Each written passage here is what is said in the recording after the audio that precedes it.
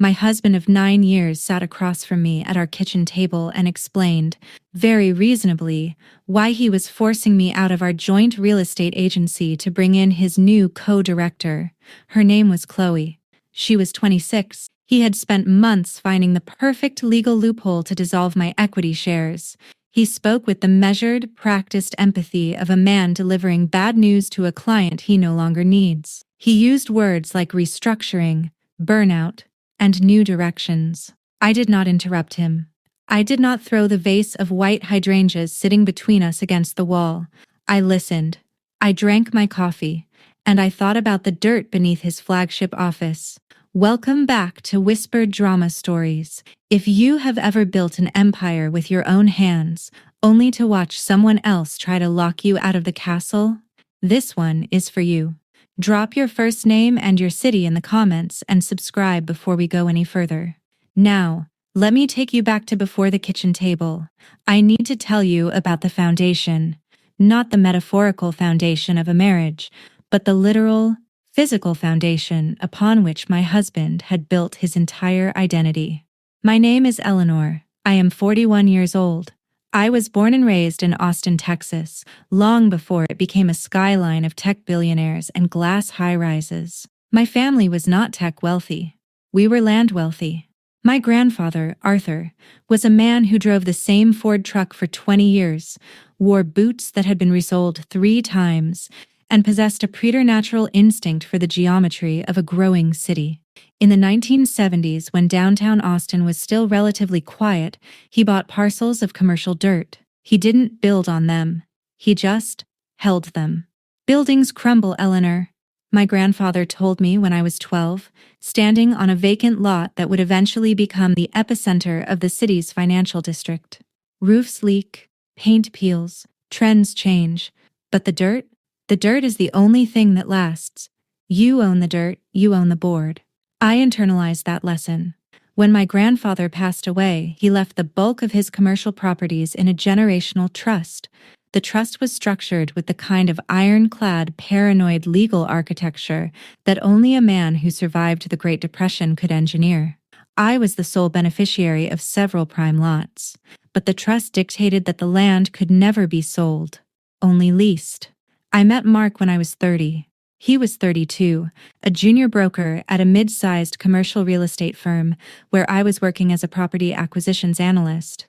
Mark was electric. He had the kind of charisma that rearranged the atomic structure of a room the moment he walked into it. He remembered everybody's name.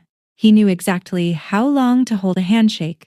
He was aggressively ambitious, driven by a deep, unnameable hunger that came from growing up with very little and deciding early on that he was going to have everything.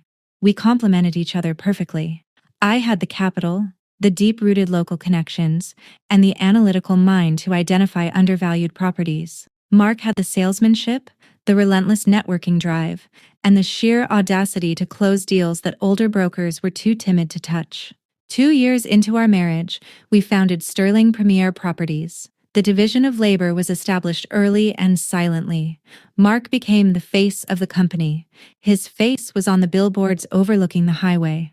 His name was quoted in the business journals. He was the one taking the tech executives to steak dinners and securing the multi-million-dollar residential listings. I was the engine. I managed the acquisitions, drafted the complex commercial lease agreements, oversaw the staging logistics, and handled the corporate finances. I built the operational infrastructure that allowed Mark to be a star. I was comfortable in the background. I preferred the quiet certainty of a flawlessly executed contract to the loud applause of a networking gala. For the first 5 years, we were a powerhouse. We grew from a 2-person operation in a rented office to a firm with 40 agents. And then, we decided to build our flagship headquarters. Mark wanted a monument. He wanted a building that screamed success to anyone driving past it. We needed a prime location, something in the heart of the downtown luxury sector. Commercial real estate prices were astronomical, and buying a lot large enough for Mark's vision would have drained the company's operating capital. So I offered a solution. My grandfather's trust owned a 1/4-acre lot right on the most coveted intersection in the district. It had been sitting empty. leased briefly as a high-end parking facility, waiting for the right moment. I drafted a commercial ground lease between my personal family trust and our company, Sterling Premier Properties LLC. The company would lease the dirt from my trust for a period of 30 years at a drastically below-market rate. In exchange, the company would spend its own money to construct the building on that dirt. Mark was thrilled. It saved the company millions in upfront acquisition costs. He hired a boutique architectural firm to design a stunning 10,000 square foot, 2-story glass and steel masterpiece. It had a floating staircase, a marble-clad reception area, and a corner office for Mark that looked like it belonged to the CEO of a Fortune 500 company. It was his temple. He poured $2 million of the LLC's money into the construction and interior design. When it opened, he threw a launch party that was covered by the local society pages. He gave a speech standing on the floating staircase, holding a glass of champagne, talking about his vision, his journey, and his triumph. He thanked me at the end, briefly, calling me his rock. I stood in the crowd, holding my own glass, smiling politely. I knew what Mark was doing. He was beginning to believe his own marketing. He was beginning to believe that because he was standing inside the temple, he was the god who built it. The shift in our marriage did not happen overnight. Betrayal is rarely an explosion. It is usually a slow leak. It started with his schedule. The networking dinners stretched later into the evening. The weekend golf tournaments became mandatory. He began prioritizing the optics of wealth over the mechanics of our business. He bought a Porsche we didn't strictly need. He started wearing watches that cost as much as a starter home. And then, Chloe arrived. Chloe was 26. She was hired 14 months ago as a digital marketing consultant to revamp Sterling Premier's social media presence. She had a degree in communications from a mid-tier university, a massive Instagram following, and the specific curated aesthetic of a woman who understands that her youth is a currency she needs to spend quickly. I noticed her immediately, not because she was beautiful. Real estate is an industry populated almost entirely by beautiful people, but because of the way Mark's physical geometry changed when she was in the room. When you have been married to a man for 9 years, you know his baseline. You know the exact cadence of his professional voice versus his personal voice. I noticed that when Mark spoke to Chloe, his volume dropped slightly. I noticed that he angled his shoulders toward her in morning meetings. I noticed that her consulting sessions, which should have been handled by my operations manager, were frequently taking place behind the closed door of Mark's glass corner office. I am not a woman who snoops through phones. I don't need to. I manage the corporate finances. 6 months after Chloe was hired, I began auditing the company's quarterly expense reports. I noticed a subtle pattern. A business dinner billed to the corporate card for 2 people at an upscale sushi restaurant on a Tuesday night. A receipt for a boutique hotel in Dallas during a real estate conference that I knew Mark had supposedly attended with our male senior brokers. A $400 charge at a luxury day spa listed vaguely as client appreciation. I cross-referenced the dates of the charges with Chloe's social media posts. On the Tuesday night of the sushi dinner, she had posted a photo of a cocktail with the caption, "Celebrating new milestones." On the weekend of the Dallas conference, she had posted a story from a hotel balcony that perfectly matched the architecture of the boutique hotel on Mark's receipt. I sat at my desk after hours, the glow of the monitor illuminating the empty office. I cataloged the evidence with the detached precision of an auditor examining a failing asset. I did not cry. Crying is a biological response to sudden trauma. This wasn't sudden. This was the predictable trajectory of a man whose ego had finally outgrown his character. But the affair was only the symptom. The disease was much worse. While auditing the financial records, I pulled the LLC's recent structural filings. Sterling Premier Properties had been founded as a 50-50 partnership.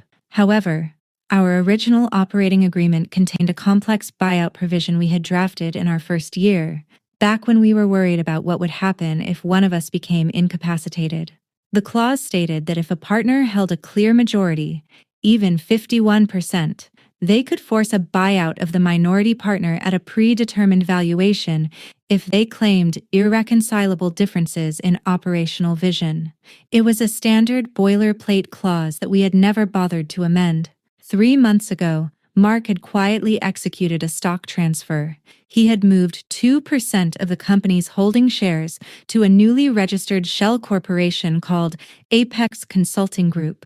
I pulled the state registry for Apex. The registered agent was Mark's personal attorney. Mark now effectively controlled 52% of the voting shares of Sterling Premier Properties. He wasn't just sleeping with the marketing consultant. He was quietly organizing a corporate coup. He was preparing to steal the company I had built, push me out using the legal loophole he had manufactured, and install his 26-year-old mistress in my place. I closed the browser tabs. I locked my computer. I drove home, made myself dinner, and waited. The confrontation arrived on a Thursday evening, 2 weeks later. Mark came home at 7 p.m.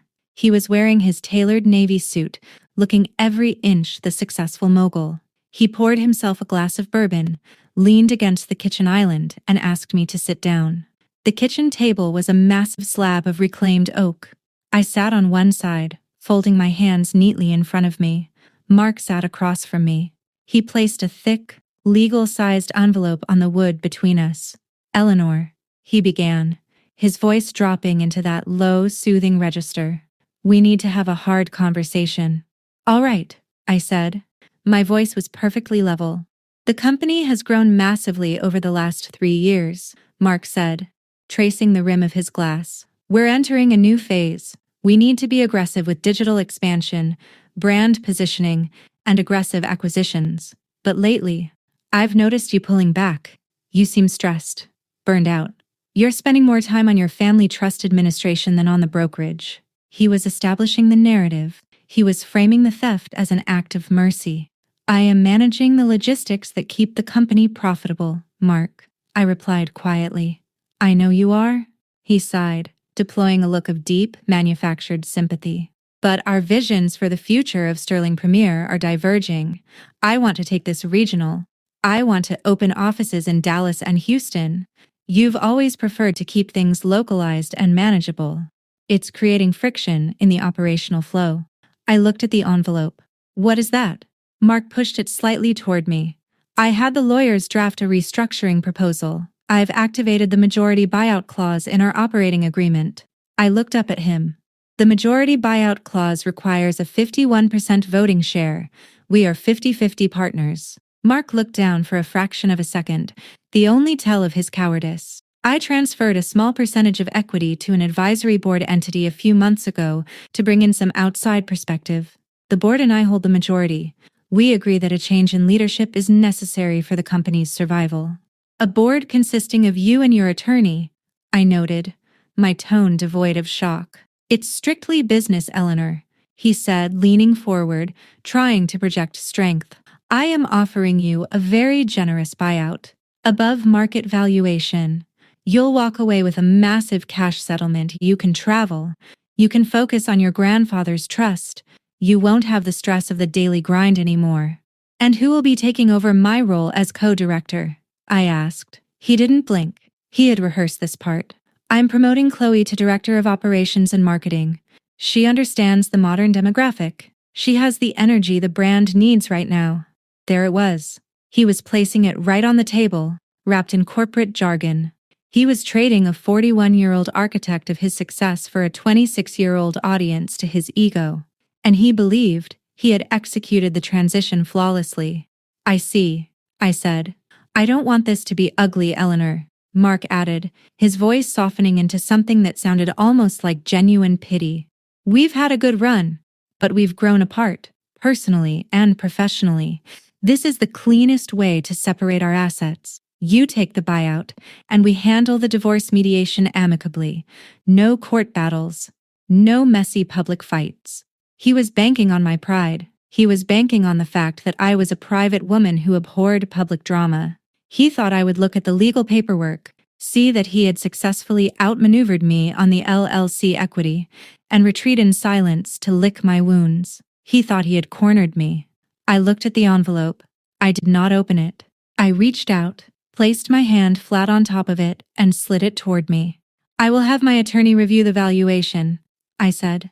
Mark exhaled. The tension drained out of his shoulders in an instant. He smiled. A real, relieved smile. He had expected a screaming match. He had expected me to throw his affair in his face, to threaten him, to fight for the company. He had spent months preparing for a war, and I had just accepted his terms of surrender in under 5 minutes. "Thank you, Eleanor," he said softly. "I know this is hard, but it's the right thing for both of us. The firm is going to soar, and you're going to be taken care of." "The firm?" I repeated. "Sterling Premier Properties." "Yes," he nodded proudly. "And your corner office," I added, looking at the wall behind him. "The glass one, with the marble reception." "It's a beautiful space," he said, completely oblivious to the trap he was standing in. "It's going to be the foundation of the new brand." "I am sure it will be," I said. I stood up from the kitchen table. I picked up the envelope. I did not look angry. I did not look defeated. I looked exactly like a woman who had just realized that her opponent had spent all his energy stealing a ship without checking who controlled the ocean. "I'm going to go to the guest room, Mark," I said. "I'll have my lawyers contact your lawyers by the end of the week." "Of course," he said, standing up, trying to offer a comforting nod. "Take all the time you need." I walked down the hallway. I went into the guest bedroom and closed the door. I placed the envelope on the nightstand. I sat on the edge of the bed and looked out the window into the dark Austin night. Mark owned the LLC. He owned the logo, the brand name, the client lists, and the employee contracts. He owned the glass walls, the floating staircase, and the expensive marble reception desk. He had spent $2 million of the company's money building a monument to himself. But my grandfather had taught me to read the fine print of the earth. Mark owned the building, but he did not own the dirt. My trust owned the dirt. And the commercial ground lease I had drafted 7 years ago, the one Mark had signed without reading the default provisions because he trusted his quiet, background wife to handle the paperwork, had a very specific, very lethal clause regarding the change of control of the tenant entity. I didn't need to fight him for the company. I was going to let him keep it. And then I was going to pull the ground right out from under it. The morning after my husband offered to buy me out of my own company to install his 26-year-old mistress in my place, I woke up at 6 a.m.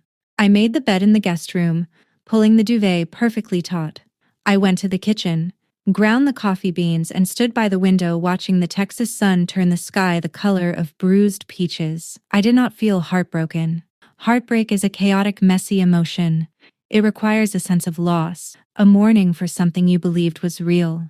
I had already mourned my marriage months ago, in the quiet, sterile glow of my computer monitor when I first read the hotel receipts. What I felt now was something entirely different.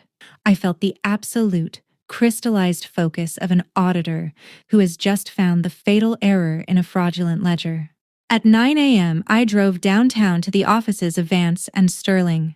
Thomas Vance was 72 years old. He had been my grandfather's estate attorney, and after my grandfather passed, he became the primary trustee for the generational trust. Thomas was a man from an older, quieter era of Austin.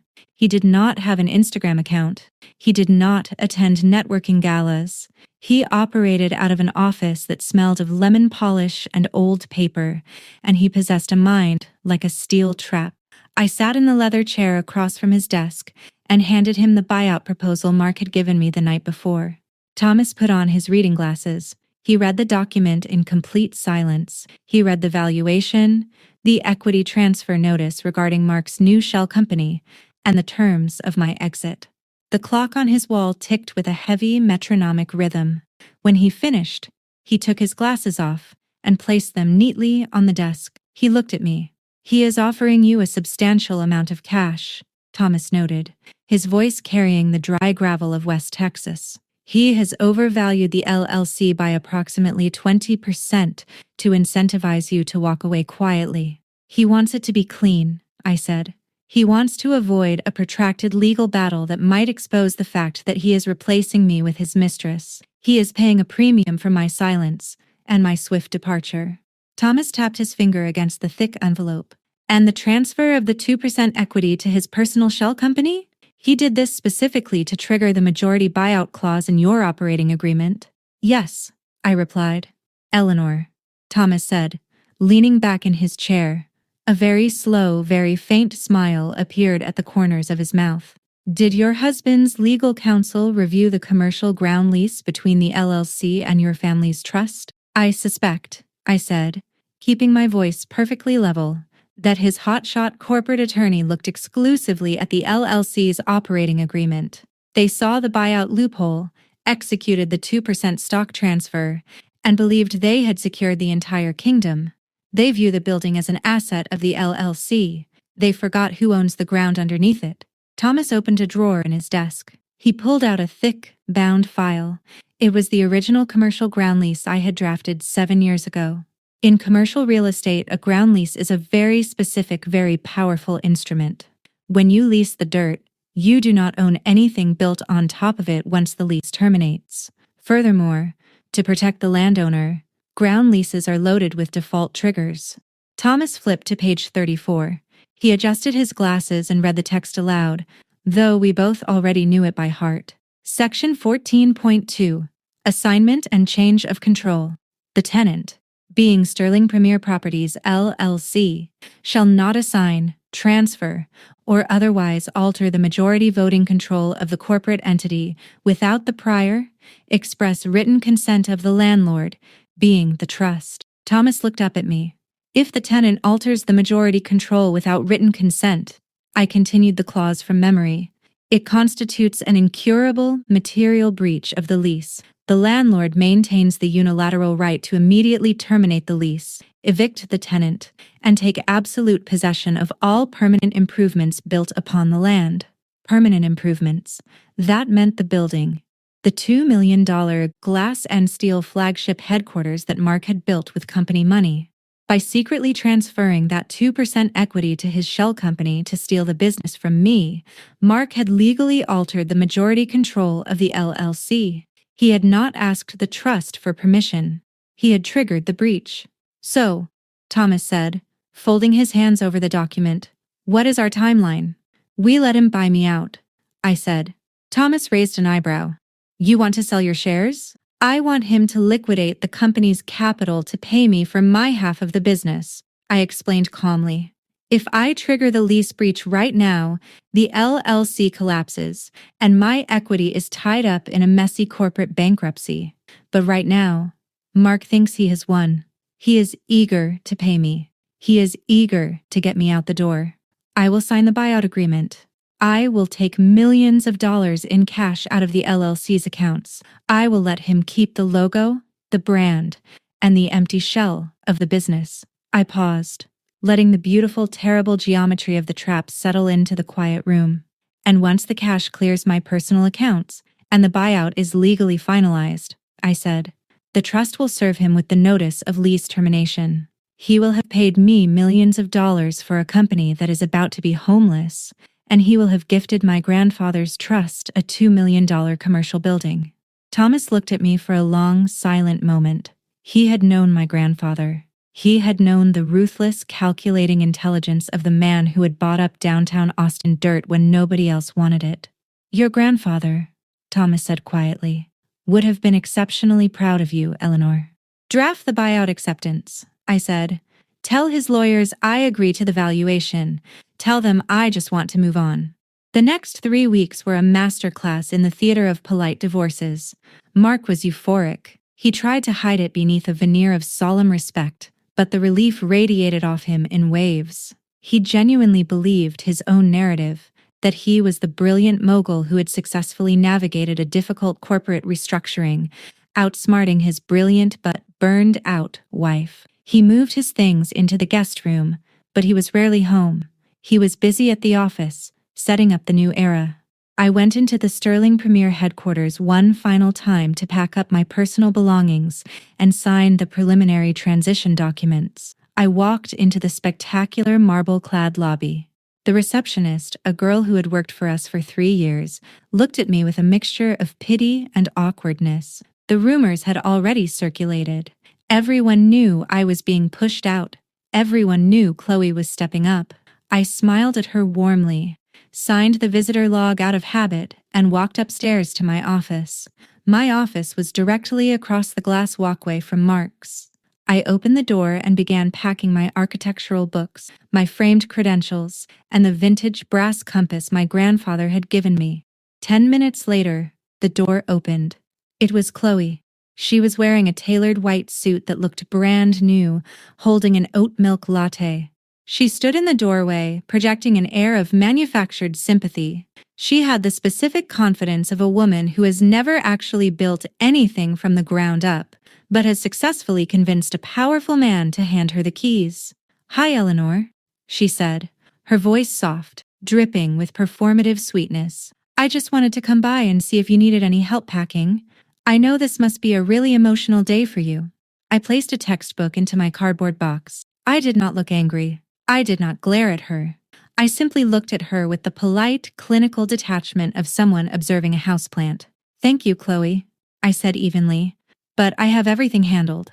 She stepped further into the room, running her hand along the edge of my mahogany desk. "Mark mentioned that the transition is going smoothly. I just want you to know that I have so much respect for the foundation you laid here. I'm really excited to modernize the brand, take things digital, you know? But your legacy is safe with us." Her legacy. She was standing in a building I had legally engineered in a company I had capitalized, offering to protect my legacy.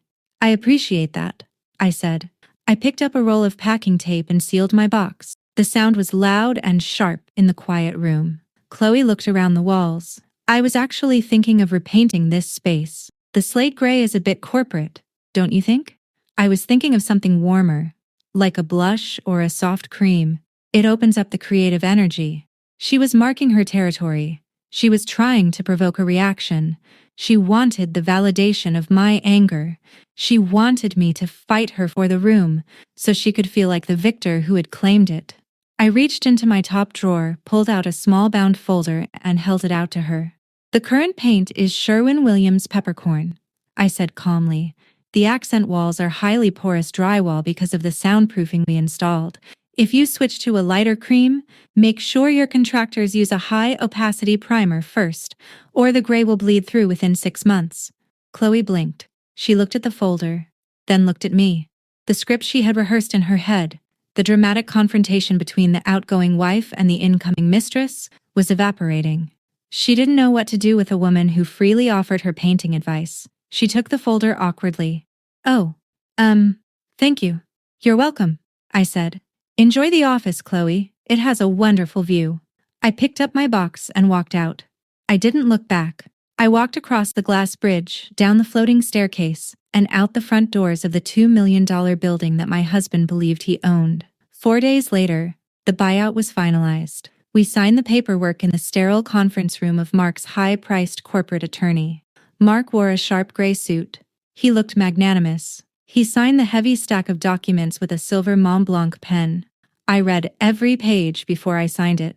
I verified the wire transfer routing numbers. I verified the absolute severing of my liability from Sterling Premier Properties LLC.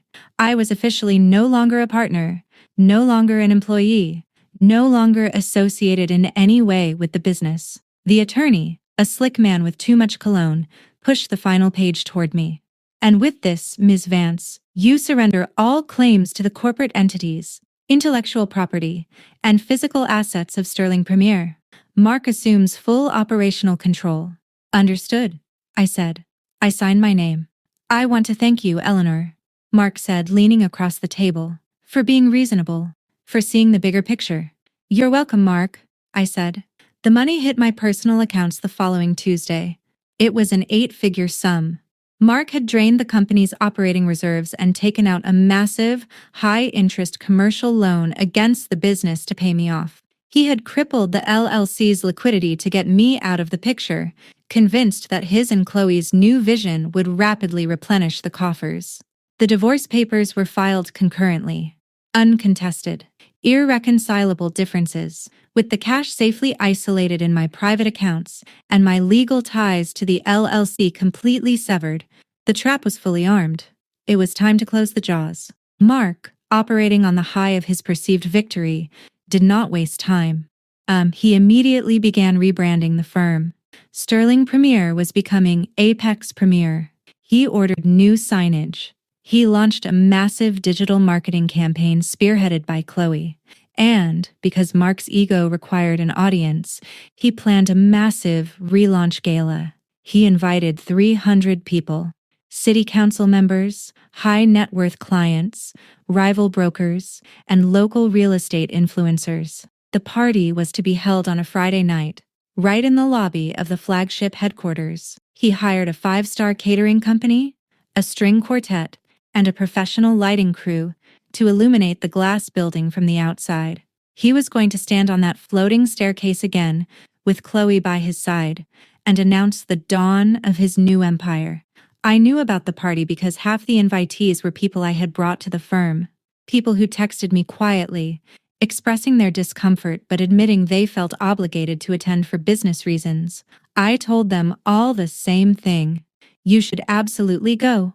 It will be an unforgettable evening. The morning of the gala, the weather in Austin was perfectly clear. Not a cloud in the bright blue sky. At 9 a.m., Mark was in his glass corner office. I knew his schedule. He would be going over the caterer's final placement, approving the floral arrangements Chloe had selected, and practicing his speech. At 9:15 a.m., Thomas Vance did not send an email. He did not make a phone call. Thomas Vance hired a specialized, highly discreet commercial process server, a man in a sharp suit who looked like an executive rather than a courier. The server walked through the front doors of the flagship building. The caterers were already setting up cocktail tables in the lobby. The string quartet was tuning their instruments in the corner.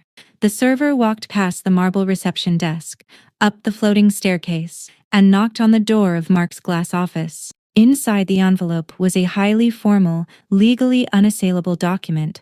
It was a notice of immediate lease termination and demand for possession.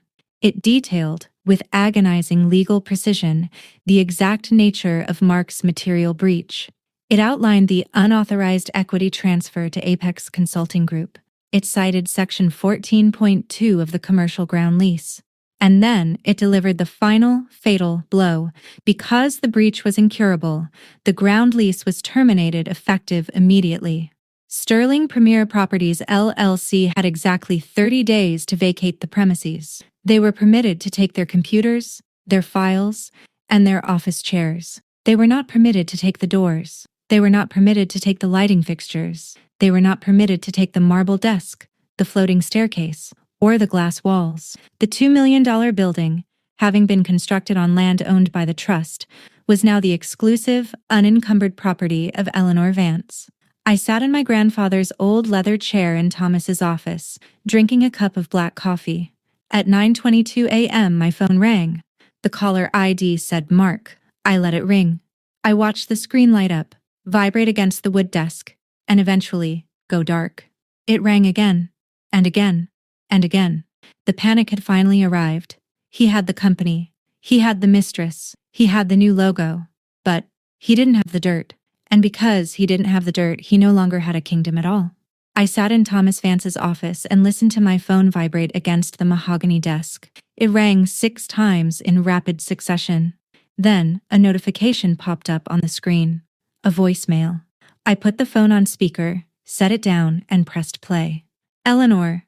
Mark's voice filled the quiet room. It was not the smooth, polished baritone he used for closing deals. It was high, breathless, and laced with an unraveling panic. Eleanor, pick up the phone. I just got a document from a process server. There has been a massive misunderstanding with the trust. Call me back immediately. We need to fix this before tonight. I deleted the voicemail. I did not call him back. 10 minutes later, the heavy brass phone on Thomas's desk rang. Thomas picked it up, listened for a moment, and put it on speaker. It was Mark's slick corporate attorney, the one who had happily facilitated the corporate coup 3 weeks prior. Thomas, the attorney said, his voice entirely devoid of the swagger he had displayed at the buyout signing. We need to talk about this notice of termination. My client executed an internal corporate restructuring. It was a minor equity transfer. It does not constitute an assignment of the lease. Thomas leaned back in his leather chair, steepling his fingers. Section 14.2 of the commercial ground lease explicitly defines a change of majority voting control as a material assignment. requiring prior written consent. Your client altered the voting control to trigger a hostile buyout of his partner. He did not seek consent from the landowner. This is a technicality, the attorney argued, his voice rising. A judge will see right through this. You are trying to seize a $2 million asset over a 2% internal stock transfer. I am not trying to seize anything, Thomas replied, his voice as dry and unforgiving as a Texas drought. The lease executed itself automatically upon your client's breach. The building is a permanent improvement affixed to the land. As of 9:15 this morning, the land and everything attached to it belongs unencumbered to the trust. I suggest you advise your client to begin looking for moving trucks. He has 30 days. Thomas, listen to me, the attorney pleaded, realizing that bluster wasn't going to work. My client just leveraged the company's entire operating capital to finance Ms. Vance's buyout. He took out a high-interest commercial loan. The flagship building is the anchor of the firm's valuation. If he loses the building, the bank will call the loan. He will be bankrupt by the end of the quarter. That sounds like a profound failure of corporate due diligence, Thomas said mildly.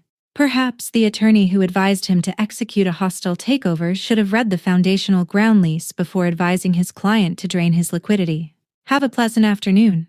Thomas disconnected the call. He looked across the desk at me. His lawyer is going to need a very good malpractice defense attorney, Thomas noted. He is, I agreed. I stood up, smoothing the front of my skirt. Thank you, Thomas. I have an event to prepare for. Thomas raised an eyebrow. You are going to the gala? I am the property owner, I said simply. It is customary to inspect the premises. The Sterling premiere, now Apex premiere, Relaunch Gala, was scheduled to begin at 7 p.m. I did not arrive early. I did not arrive on time. I arrived at exactly 8:15 p.m. when the party was at its absolute peak, when the string quartet was playing, the champagne was flowing, and the room was packed with the most influential people in Austin commercial real estate. I did not wear a revenge dress. I did not wear something designed to turn heads or scream for attention. I wore a tailored emerald green silk blazer and dark trousers. It was the outfit of a woman who was there to conduct business. I walked through the front doors. The building was spectacular at night. The architectural lighting I had helped design illuminated the glass walls, making the two-story structure glow like a lantern against the dark city skyline. The lobby was packed. Waiters carried silver trays of caviar and Prosecco. I walked past the marble reception desk. A few people noticed me immediately. Conversations faltered. Eyes darted toward me, then away, then back again. In the insular world of high-end real estate, everyone knew the rumors. They knew Mark had pushed me out. They knew Chloe was his new partner, both in the boardroom and in his bed. My presence at the party was an unscripted anomaly that none of them knew how to process. I accepted a glass of sparkling water from a passing waiter and stood near the base of the floating staircase. Chloe spotted me first. She was wearing a silver evening gown that looked like it belonged on a red carpet rather than at a corporate event. She was holding court with a group of local influencers, laughing a little too loudly. When she saw me, her laughter died in her throat. She froze, a deer caught in the headlights of a reality she didn't understand. She immediately scanned the room for Mark. Mark was standing near the floor-to-ceiling windows, talking to a city zoning commissioner. He was wearing his tuxedo, but it hung on him differently than it had that morning. He looked hollow.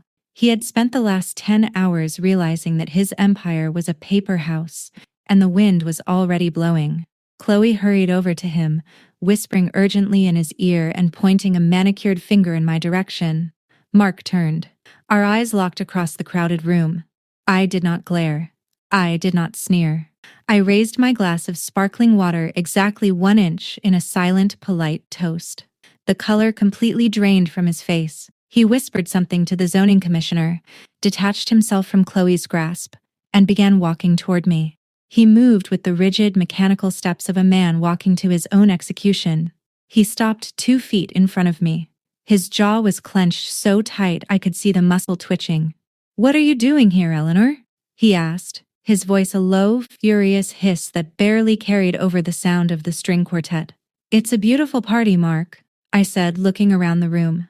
"The lighting is excellent. Though I noticed you used a slightly cheaper caterer than we usually do. Budget cuts? You cannot do this, he said, ignoring my observation. His eyes were wide, panicked, and ringed with red. He had clearly been drinking heavily before the party even started. You cannot steal my building. I didn't steal anything, I replied, my voice calm and conversational. A few people nearby were subtly leaning in, pretending to look at their phones while trying to eavesdrop. I simply enforced a contract you signed 7 years ago. You broke the lease, Mark. You did it to yourself. I will sue the trust, he threatened, though his voice lacked any real conviction.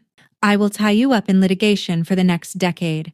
I will claim unjust enrichment. I paid $2 million to build this structure.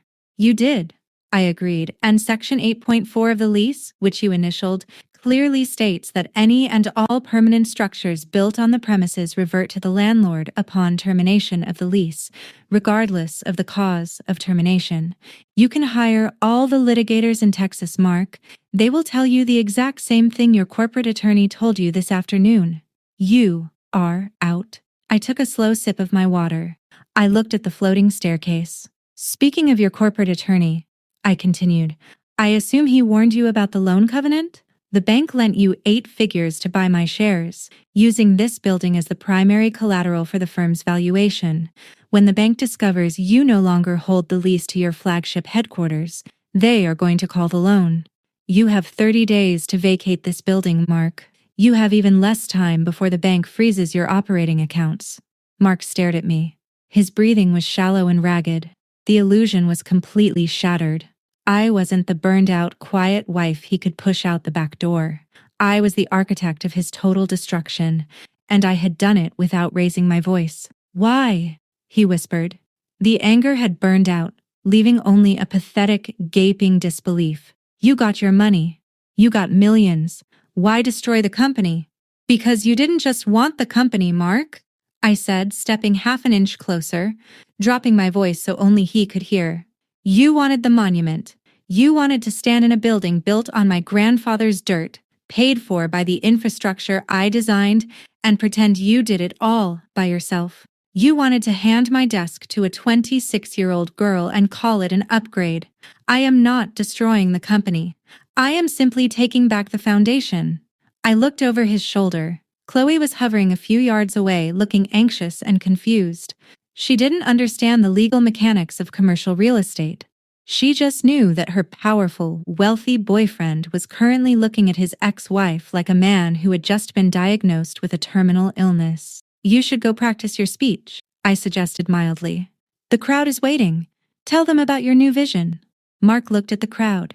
He looked at the investors, the brokers, the politicians, the people he had spent a decade trying to impress. In a few days, the eviction notice would be public record. The bank would file a lien. Every single person in this room would know that Mark was bankrupt, and worse, that he had been outsmarted. I can't, he choked out. Then I suggest you start packing early, I said. And please remind Chloe about the primer for the walls. I really hate when the gray bleeds through. I didn't wait for his response. I turned and walked toward the exit. The string quartet was playing a lively Vivaldi piece. The room was warm and loud. I walked out the glass doors, into the cool Austin night, got into my car, and drove home. The collapse of Apex Premier Properties was not a slow decline. It was a freefall. Mark did not give his speech that night. He left the party through the back executive entrance, leaving Chloe to stammer her way through a confused, abbreviated toast to the crowd. In the high gossip ecosystem of real estate, the sudden disappearance of the host at his own Relaunch Gala was blood in the water. By Monday morning, the rumors had mutated into facts.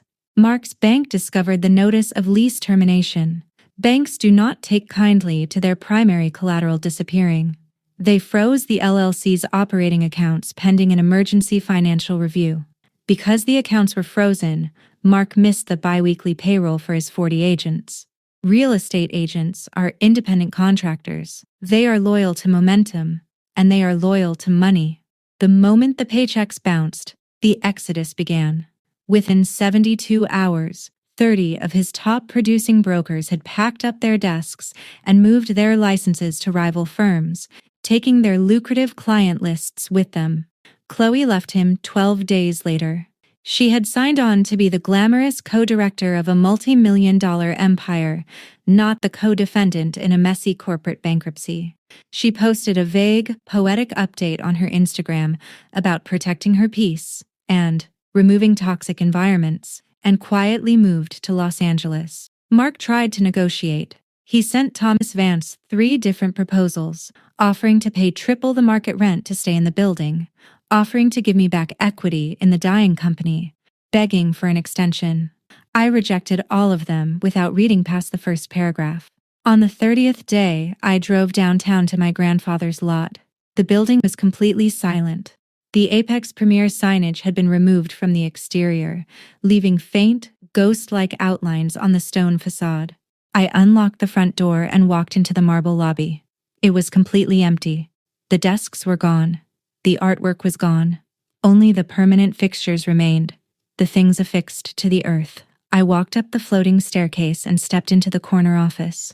The room was vacant, save for a few stray paper clips on the carpet and the faint smell of corporate cleaning supplies. The slate-gray walls were completely bare. I stood in the center of the room and looked out the floor-to-ceiling windows at the Austin skyline. I had my cash buyout. I had full, unencumbered ownership of a $2 million commercial building in the most expensive district in the city, and I was already reviewing a commercial lease application from Mark's biggest competitor, who was thrilled at the prospect of moving their operations into the exact building Mark had built to destroy them. That is the whole story. Now, here is what I want to leave you with. When people decide to betray you, they rarely look down. They look at the logo. They look at the bank accounts. They look at the corner office. They become obsessed with the optics of power, the shiny things they can point to and claim as their own. They believe that if they control the surface, they control the reality. But empires are not built on logos. They are built on dirt. They are built on contracts, on infrastructure, on the quiet, unglamorous mechanics of the foundation. If someone tries to push you out of a house you built, you do not need to stand in the driveway and scream at them. You do not need to fight them for the curtains or the furniture. You just need to know who holds the deed to the ground they are standing on. Let them have the house. Let them throw a party inside it. Let them invite everyone they know. And then, when the music is playing and they are raising a glass to their own brilliance, you pull the dirt right out from under them. Tell me in the comments your first name and your city. Tell me if you have ever let someone believe they won, right up until the moment you showed them the paperwork. For more stories like this one, come find us on the channel. Every story here is about someone who knew exactly where the foundation was buried and exactly how to break it. Subscribe, and I'll see you in the next one.